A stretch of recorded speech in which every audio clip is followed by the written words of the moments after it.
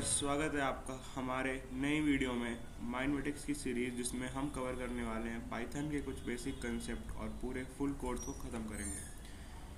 सबसे पहले चलते हैं अपने विजुअल कोड स्टूडियो, यानी विजुअल स्टूडियो कोड जो भी कह लें हम, ठीक है। आप सबसे पहले विजुअल कोड स्टूडियो खोलेंगे, आपके पास ये ऑप्शन दिख जाएगा। आप यहाँ पे आ जाएंगे न्यू फाइल पे। न्यू फाइल कौन सी चाहिए? हमें टेक्स्ट फाइल चाहिए, और यहाँ पे हमारा टेक्स्ट फाइल खुल जाएगा। बहुत आसान सा होता है, और पिछले वीडियो में हमने बस कुछ इंट्रो बात किया था, मैं दोबारा उसको कवर कर देता हूँ। मैंने क्या बताया था इज दैट कमेंट देने के लिए हम यूज़ करेंगे हैशटैग। कमेंट क्या होता है? चलिए, कमेंट क्या होता है? तो कमेंट क्या होता है इज दैट कमेंट में कोई भी सेंटेंस हम लिखते हैं जिसका कोई रेफरेंस नहीं होता है विथ लैंग्वेज टू पाइथन, यानी पाइथन उसको एग्जीक्यूट नहीं कर पाता है। लाइक हमने यहाँ पे कमेंट का सिंबल लगाया। कमेंट का सिंबल क्या होता है? हैशटैग। इसको हमने यहाँ रख दिया। उसके बाद हम यहाँ कुछ भी लिखेंगे, ये एग्जीक्यूट नहीं होने वाला। लाइक हमने लिखा है कमेंट क्या होता है, ये एग्जीक्यूट नहीं होगा। अब हम क्या होता है इसका आंसर दे देते हैं, non executable info which is for user and language cannot recognize, execute, या जो भी हम कहते हैं recognize, ठीक है। लेकिन इसके बाद जो भी हम कुछ लिखने वाले हैं, अगर वो हम अच्छे सही सीरीज में लिखें तो वो लैंग्वेज जरूर समझ जाएगा। फॉर इंस्टेंस हम कुछ लिखते हैं, जैसे हम अगर n को एक वैल्यू देते हैं, n को क्या वैल्यू देते हैं? n को हम दोबारा आपसे बता रहे हैं, मतलब ये पूरा रिवीजन चल रहा है। n को हम क्या वैल्यू देते हैं? देखिएगा, अगर आप किसी भी लिटरल थिंग्स को, जैसे कि अल्फ़ाबेट हो गया या फिर कुछ भी लेटर टाइप का, आप समझ रहे हैं ना, AEIOU या फिर ABCDEFGH, इस टाइप की कोई वैल्यू अगर डालना चाहते हैं किसी वेरिएबल में, तो उसमें आपको इंट लगाने की जरूरत नहीं है। इंट हम हमेशा इंटीजर के लिए लगाते हैं, समझ में आ रही है? इंट हमेशा हम इंटीजर के लिए लगाते हैं। तो यहाँ पे हम इंटीजर नहीं डालने वाले, यहाँ पे हम एक नॉर्मल टेक्स्ट डालेंगे, और टेक्स्ट डालने के लिए हम डायरेक्ट इनपुट कराते हैं। इनपुट और ब्रैकेट देंगे, एंटर। Enter what? एंटर कुछ भी लिखिए, जैसे कि स्वागत है माइंडमेटिक्स के सीरीज में, ठीक है। यहाँ पे याद रखिएगा, यहाँ पे अगर आपने डबल कोलॉन लगाया है तो यहाँ पे भी आप लगाएंगे, आई मीन डबल कोट्स, ठीक है। तो यहाँ पे आप डबल कोट्स लगा दिए, और ये लगाना आपको नेसेसरी है। इनपुट, और यहाँ पे आपने लिख दिया स्वागत है माइंडमेटिक्स की सीरीज में, यानी n के पास स्वागत है माइंडमेटिक्स की सीरीज में जो वैल्यू है वो इनपुट हो चुकी है। चलिए, अब हम प्रिंट करा देते हैं क्या? प्रिंट करा देते हैं क्या? प्रिंट n, ठीक। और याद रखिएगा, यहाँ पे आप छोटा n नहीं है तो यहाँ पे भी आपको छोटा n ही लेना पड़ेगा, बड़ा n से काम नहीं चलेगा, ठीक है। अब अगर हम प्रिंट n कराएं, देखते हैं क्या प्रिंट होता है। अब प्रिंट कराने के लिए क्या, आप F5 भी दबा सकते हैं और रन भी दबा सकते हैं। फिर से बोलता हूँ, F5 भी दबा सकते हैं और रन भी दबा सकते हैं। मैं F5 दबा देता हूँ, यहाँ पे आपको प्रोग्राम सेव करने के लिए आएगा, ठीक। F5 दबाते ही आपको इस प्रोग्राम को सेव करना पड़ेगा। दोबारा सुन लीजिए, मैंने क्या किया, मैंने एक प्रोग्राम लिखा, बहुत बेसिक समझा रहा हूँ। मैंने एक प्रोग्राम लिखा, प्रोग्राम में मैंने स्वागत है माइंडमेटिक्स की सीरीज प्रिंट करवाया।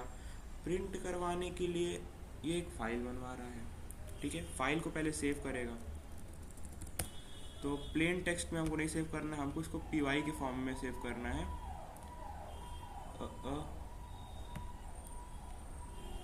यहाँ पे हम अगर .py लगा देंगे अपने नाम के आगे, तो ये अपने आप सेव एज टाइप में py लिख लेगा। तो हम यहाँ पे क्या लिखते हैं, क्या नाम लिख दें?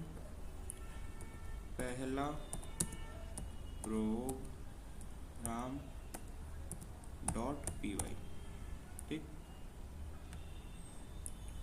.py लिख दिया। अब यहाँ पे जो है,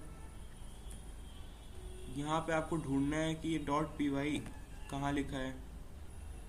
तो आपको मिल जाएगा पाइथन, देख सकते हैं Python save as type Python हो गया, सेव करते हैं। ठीक है, अब यहाँ पे पाइथन के फॉर्म में सेव हो गया। अब हम जैसे ही F5 दबाएंगे, सेलेक्ट डीबगर, आपको डीबगर सेलेक्ट करने के लिए पूछेगा। मैंने सेलेक्ट किया हुआ है, क्या प्रॉब्लम आ गई गाइस, यहाँ से करता हूँ। हाँ देखिए, जैसे ही मैंने रन पे दबाया, F5 से भी होता है, कभी कभार प्रॉब्लम आ जाती है और शायद ये कैच नहीं कर पा रहा होगा। मैंने डीबगर पहले से इंस्टॉल किया हुआ है। देखिए यहाँ पे क्या प्रिंट करा है, स्वागत है माइंडमेटिक्स के सीरीज़ में। तो यहाँ पे हमारा पहला प्रोग्राम सक्सेसफुल हो गया। ऑल्दो ये कोई प्रोग्राम नहीं है बहुत बड़ा, स्टिल दौड़ने के लिए चलना ही बहुत इंपॉर्टेंट है, चलने के लिए उठना ही बहुत इंपॉर्टेंट है। सो हम शुरू से चलते हैं।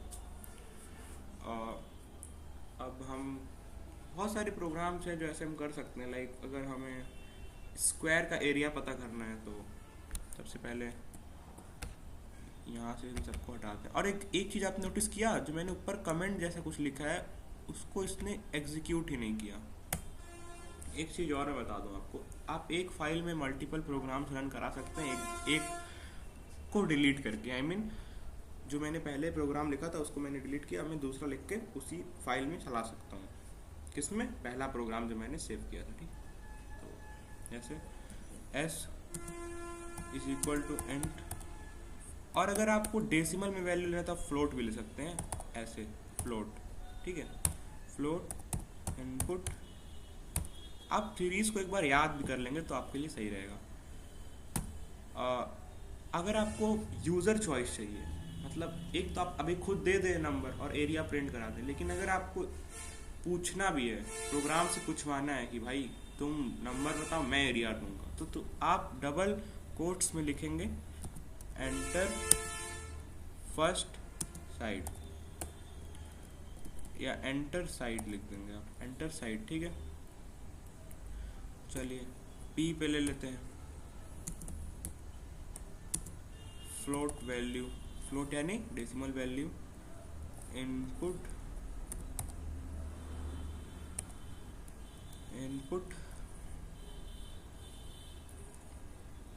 एंटर दूसरा साइड। यहाँ पे कोई रूल नहीं है, आप कुछ भी कोट्स के अंदर लिख सकते हैं, इसको कोई मतलब ज़्यादा कोई डिफरेंस नहीं है। अब क्यू को हम एक वैल्यू दे देते हैं, क्यू बराबर P into S, print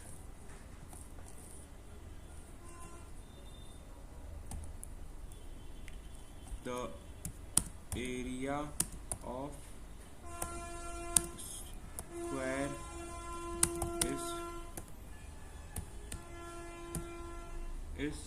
is what is Q, यानी और क्यू की वैल्यू क्या है, P इंटू एस, और एरिया ऑफ स्क्वायर भी क्या होता है, P इंटू एस। ठीक है, यानी साइड इंटू साइड। अच्छी बात है, बिल्कुल अच्छी बात है। या आप डायरेक्ट करिए ना इसको, आप रेक्टेंगल का भी फॉर्म मतलब ये एरिया बताने के लिए यूज़ कर सकते हैं, वरना एरिया में स्क्वायर के एरिया में तो हम डायरेक्ट P इंटू 2 भी कर सकते थे, हमें 2 बार वैल्यू लेने की जरूरत नहीं पड़ती। लेकिन अगर हमने 2 बार ले लिया है तो हम इसे रेक्टेंगल के लिए भी यूज़ कर सकते हैं। ठीक है, तो आप देख सकते हैं हमारा प्रोग्राम बन चुका है। अब हम इसको रन कराते हैं। कोई गलती नहीं, कोई गलती तो नहीं लग रही फिलहाल। चलिए रन करा देते हैं। क्या गलती आ रही है?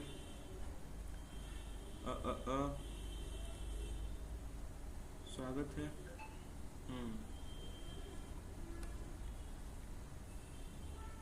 देखते हैं इस क्या गलती आ रही है। Q बराबर P into S, the area of the square is, या रेक्टेंगल भी लिख देते हैं, इसका कोई फर्क नहीं पड़ता है। रेक्टेंगल इस Q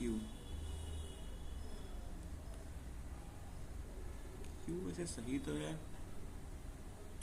इसमें आपको दिमाग भी लगाना पड़ सकता है। जैसे मैंने P इंटू एस किया हुआ है, तो the area of rectangle is Q is equal to P into S. तो बड़ा रंग कराते हैं। हाँ, देखिए यहाँ पे आप जैसे ही रन कराएं, एंटर साइड आपके पास आ गया, ठीक है। अब एंटर साइड, ठीक है। देखिए कभी कभार मैं आपको बता दूं, यहाँ पे आप कभी रन वन कराएंगे तो क्योंकि ये विजुअल कोड स्टूडियो है, तो यहाँ पे आपको कभी कभार प्रॉब्लम देखने को मिलेंगी, तो आप दोबारा रन करा के उसको सही कर सकते हैं। और जैसे जैसे आपको प्रैक्टिस बढ़ती जाएगी, आपके पास मतलब आप रन कराते रहेंगे कमांड को, तो एक अच्छी पकड़ बन जाएगी, ये सब दिक्कतें नहीं आएंगी आपको। लिखा है एंटर साइड, एंटर साइड आप चलिए रेक्टेंगल का एरिया पता करना है, हम पहला साइड डाल देते हैं 7 × 7, एंटर दूसरा side 7.9, area of rectangle is बता दिया, ठीक है। तो मिलते हैं आपसे जल्दी ही नई वीडियो में, तब तक के लिए ध्यान रखिएगा, ख्याल रखिएगा, और will try to improve the quality as well as productivity of the video in the next video.